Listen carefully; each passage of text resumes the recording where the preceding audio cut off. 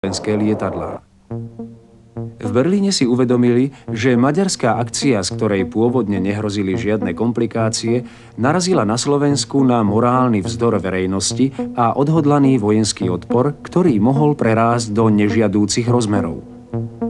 Aby sa konflikt neprehlbil, nemecké vojenské velenie nedovolilo slovenskej armáde presunúť ťažké zbrane a strelivo zo západnej obrannej zóny na východné Slovensko a nemeckí oficiálni činitelia namiesto toho, aby krotili agresora, požiadali slovenskú vládu, aby územný spor neriešila na bojsku, ale rokovaním s maďarskou vládou.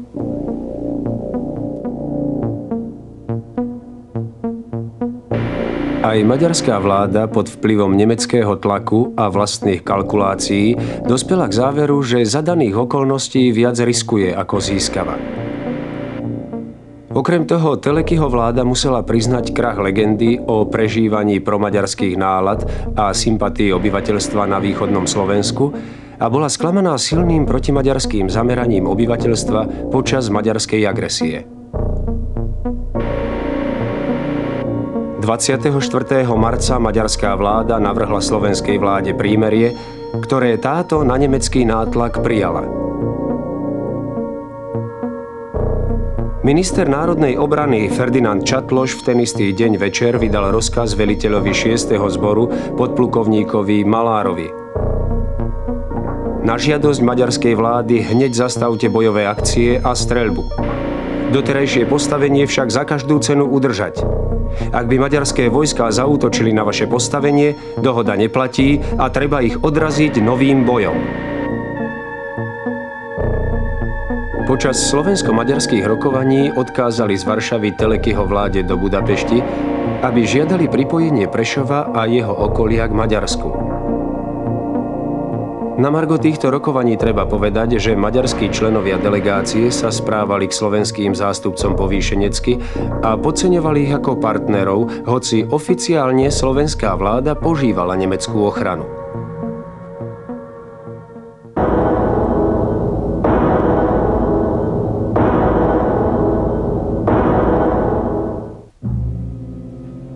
Slovenská delegácia išla do Maďarska s odhodlaním ubrániť integritu svojho územia. Žiadala stiahnutie maďarských vojsk z obsadeného územia a v krajnom prípade bola ochotná rokovať o územnej kompenzácii, ktorú by Maďarsko poskytlo Slovensku na inom mieste, kde žijú Slováci. Maďari svoje požiadavky formulovali ultimatívne. Keďže na obsadené územie už získali súhlas od Nemcov, mohli ďalej zvyšovať svoje nároky. Vydávali sa už aj za reprezentantov Rusínov a robili si nárok na celé územie východného Slovenska, kde žili Rusíni. Tým sa rokovania ocitli na mŕtvom bode. Slovenská vláda, odvolávajúc sa na ochrannú zmluvu, žiadala Berlín o pomoc.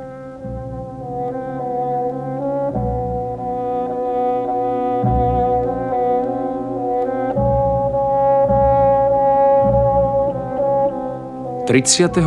marca 1939 došli do Bratislavy tvrdé slová ministra zahraničných vecí von Ribbentropa.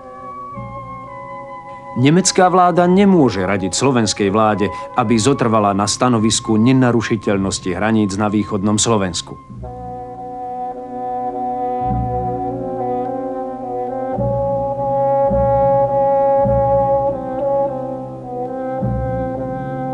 Slovenská vláda v snahe vyhnúť sa politickej hre Berlína so Slovenskom a predísť ešte väčšej územnej strate nevidela iné východisko, ako ustúpiť a druhýkrát sa podriadiť diktátu Maďarska a vzdať sa ďalšieho územia, tentoraz na východnom Slovensku.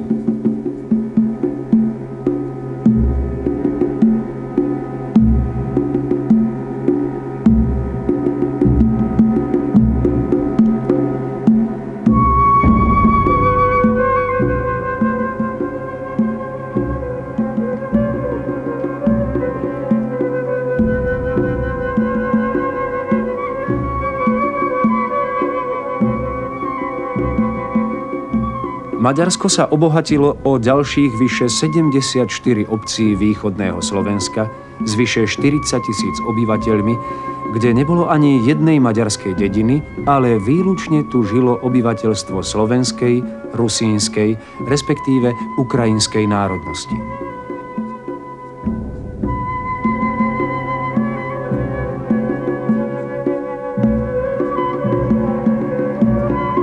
Na záver treba povedať, že aj keď Maďarsko agresiou získalo ďalšie územie Slovenska, pôvodný cieľ nedosiahlo.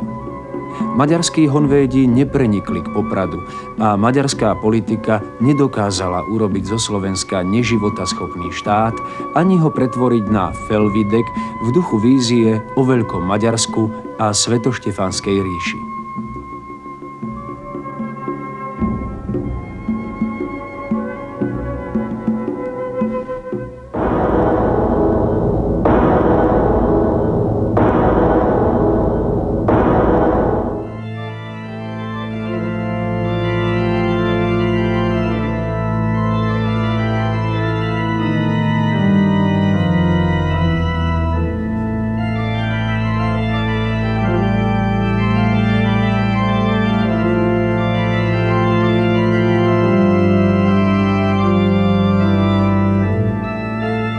Keď chceme z vedomia národa vymazať právo na štát, musíme mu ukradnúť, alebo lepšie zatajiť, všetko to dobré, čo s jeho túžbou po štátnosti úzko súvisí. Práve tu nájdeme motív, pre ktorý musela zo slovenských dejín zmiznúť obranná vojna, ktorú skromne nazývame Malá vojna a je spojená s maďarskou agresiou na východnom Slovensku. Spolu s ňou museli navždy odísť mnohí slovenskí hrdinovia. Štefan Devan, Mikuláš Klanica, Mikuláš Udut, Ferdinand Švento, Ján Svetlík, Michal Viliam Svitnič, Gustav Pažický, Ján Mrník, Štefan Budka,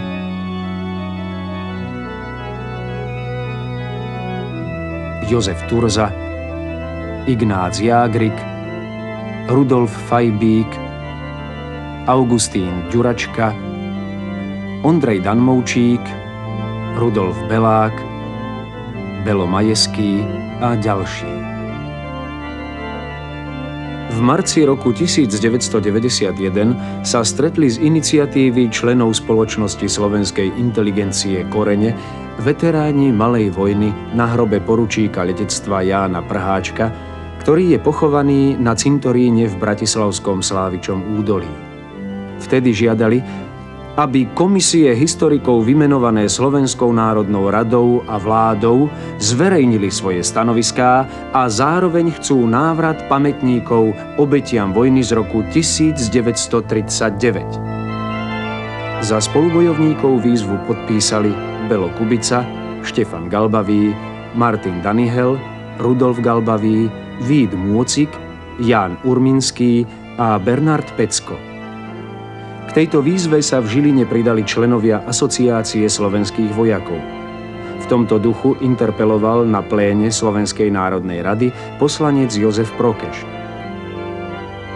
Po stretnutí pri Prháčkovom hrobe v Bratislave spolu s poslancami Slovenskej národnej rady, Michalovskými Matičiarmi a ďalšími navštívili hroby v Pavlovciach nad Uhom a v Sliepkovciach.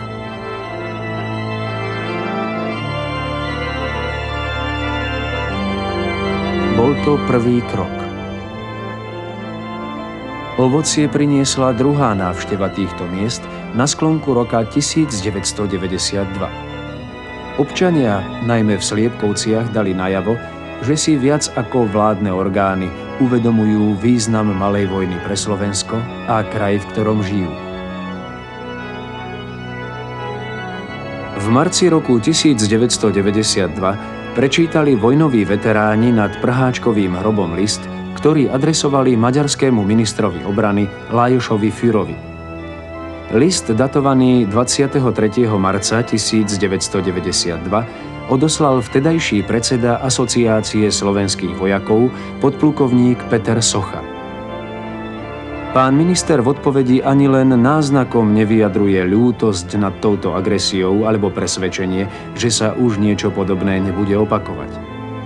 Napriek tomu list pána Führera je prvým oficiálnym dokumentom, v ktorom sa nejaké vládne miesta dotkli tejto vojny.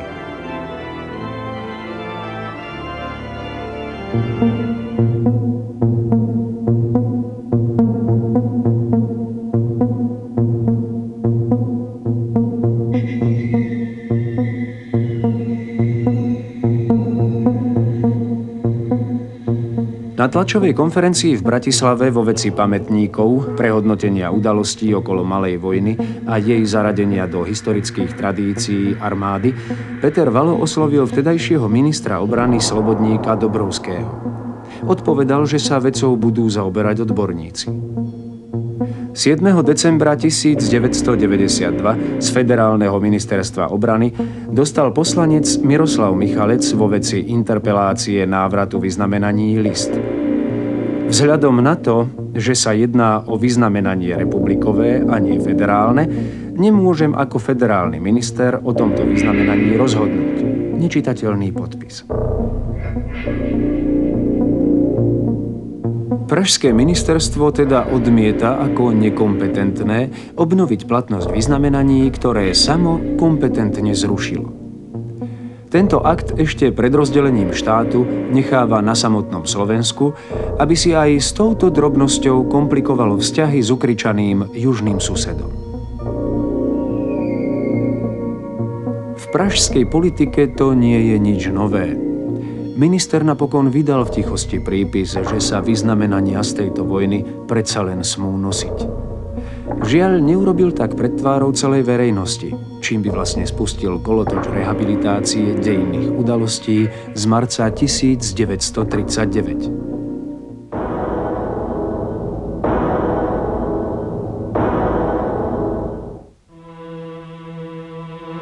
Až vedecká konferencia historikov v Michalovciach je doteraz prvým serióznym základom pre výskum, ale aj prvotný predpoklad na oficiálne uvedenie výročia tejto vojny medzi slávne dátumy slovenských dejín.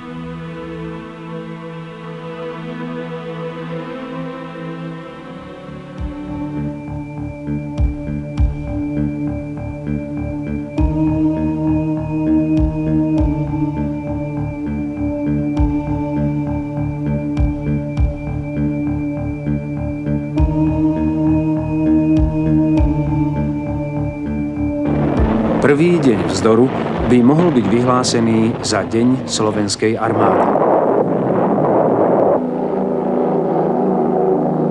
Nezvratnosť spravodlivého obranného aktu na východnom Slovensku by malo byť kľúčom k slovenským dejinám počas druhej svetovej vojny.